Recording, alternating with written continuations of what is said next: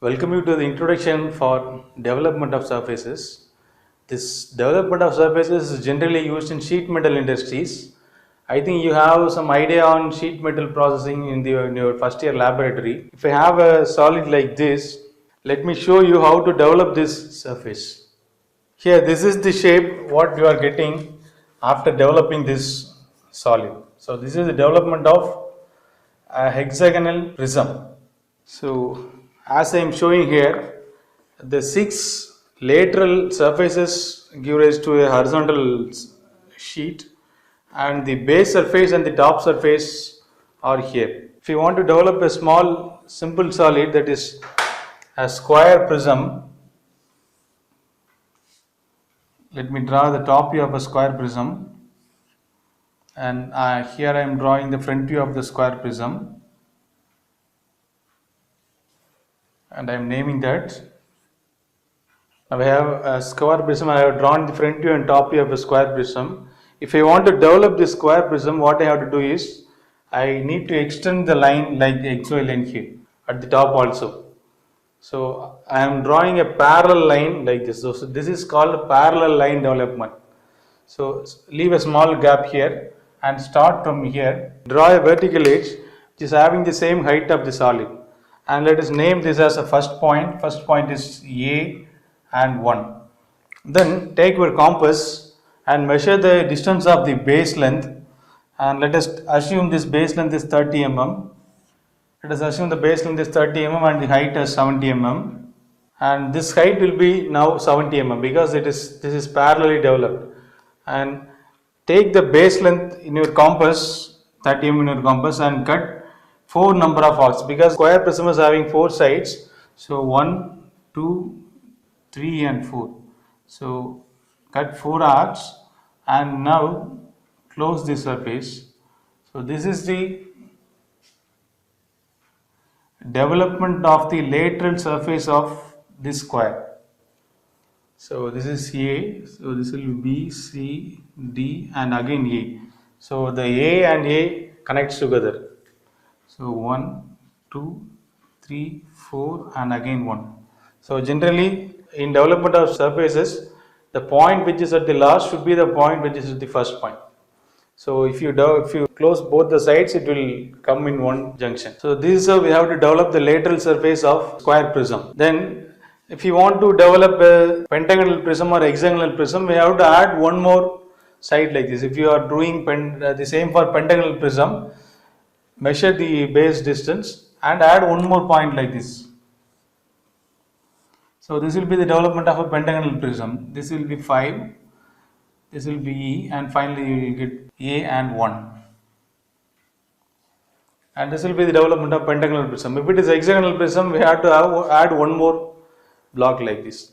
So it is very simple to draw development of prisms using this parallel line development method. Let us see how to develop a pyramid. So a pyramid, now I am having a hexagonal pyramid in my hand, and let us cut the chart and I will show you how this development look like. Now I have this in my hand. If I develop a pyramid like this, I will get a shape like this. It will be a surface enclosed by an arc or a sector, and inside that we have triangles, and this is the base surface, but generally we will develop only the lateral surface of the solid. Let us see how to draw the same in our engineering graphics. First let us draw the simple position of that solid. Let us assume that is a hexagonal pyramid. Right, we have drawn the simple position of that solid. Then we have to select a point O here. Then take your compass and measure the slant distance of this using your compass, and using that slant length as radius, draw an arc here. Okay, right. After drawing this arc, now this will having the length of the slant length. Let us connect the first point.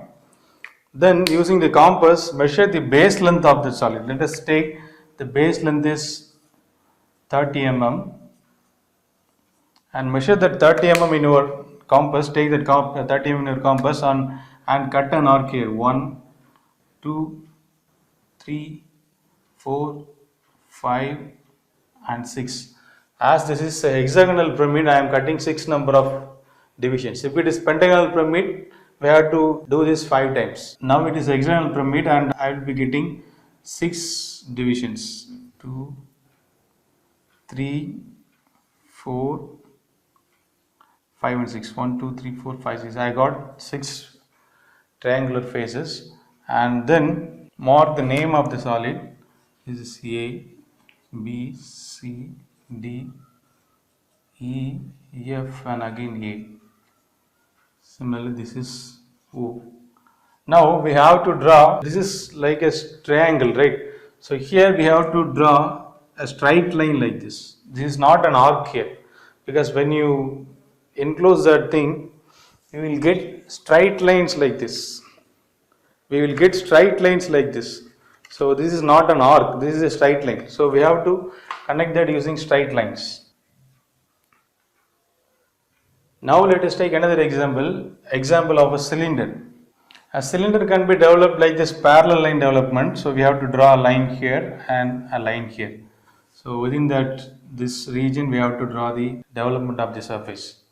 As cylinder is not having any lateral edges, we cannot measure the base length and mark here. So the simple thing to draw the development of a cylinder is, if you measure the base length along this circumference, you will get pi d. So this is the length of a cylinder. Cylinder will be having a perimeter of pi d. So measure pi d and mark here. Pi d means if the diameter is having 60 mm. So here we have to do 3.14 into 60. So this will give you the value of this length. So this is a simple way to develop the cylinders. In cylinders, after drawing the length using this pi d, we have to divide this into 8 equal parts. So for that we have a simple technique. What we generally do is take your scale and mark 8 points at each 1 centimeters.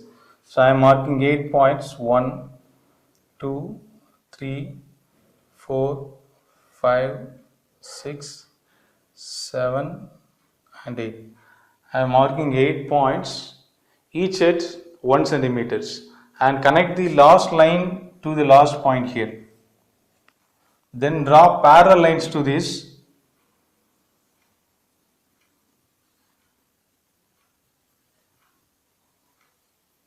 Now we have divided this total pi d length into 8 equal parts. Let us name this as A, B, C, D, E, F, G, H. This will be 1, 2, 3, 4, 5, 6, 7 and 8. So here these are the points. This is 1, 2, 3, 4, 5, 6, 7, 8, again 1. Here similarly this line should be in thin line. Let's mark A, B, C, D, E, F, G, H and again A. This is how we have to divide that development into 8 equal parts. Let us see how to draw the development of a cone. Let us draw the simple projection of the cone first. Let us take the base diameter as 60 mm and the height of the solid may be taken as 70 mm. Now divide the base circle into 8 equal parts. I am drawing horizontal and vertical line, and now I am drawing a 45-degree line.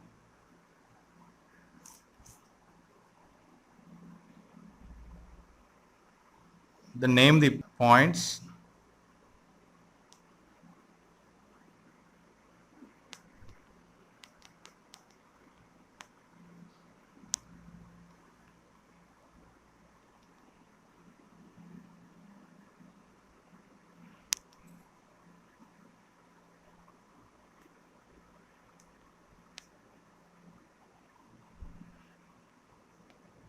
And name the points in the front view. Now we have to draw the development of the cone. Let us take an arbitrary point and name that point as O. Take your compass and measure the length of the slant edge. We should not use the actual height of the solid, we have to measure the slant length of the solid. Slant length, and cut an arc from here, from any point.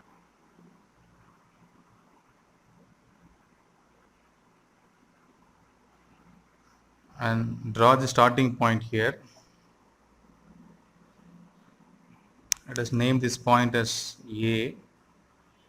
Now we need to know what is the angle made between this sector. The development of this cone will be a sector, and we must know the angle made between this sector. So that is, it has a simple formula. Now the formula for calculating the sector's angle is theta is equal to R by L into 360 degrees, where R is the radius of the base circle and L is the slant length. Here if we measure the radius, that is 60 mm as we have drawn, and the slant length should be measured here. You should not measure the height of the solid, that is 70 mm. You have to measure the slant length, that is the correct way. The slant length is around 76 mm. So here that is 30 divided by 76 into 360, that comes around 142 degrees. That is the angle that should be made between the sector. So now take your protractor and measure 142 degrees. After marking 142 degrees, mark a line here, and the sector should be developed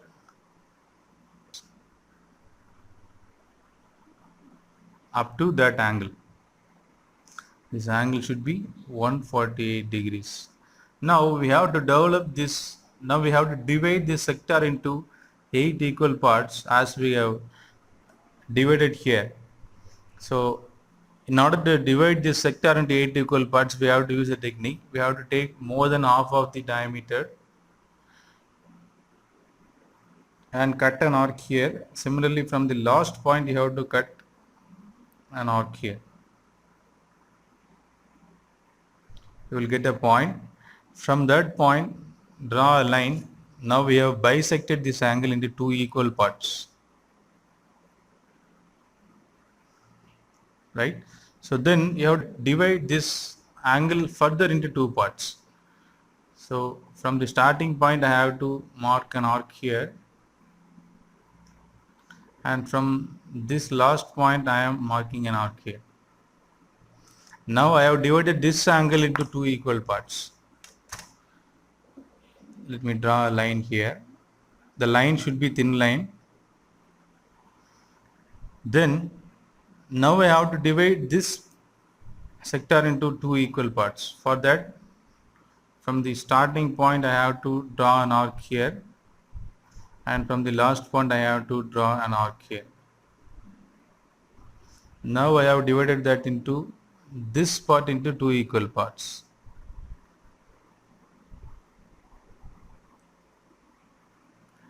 So now I can measure this distance and mark here.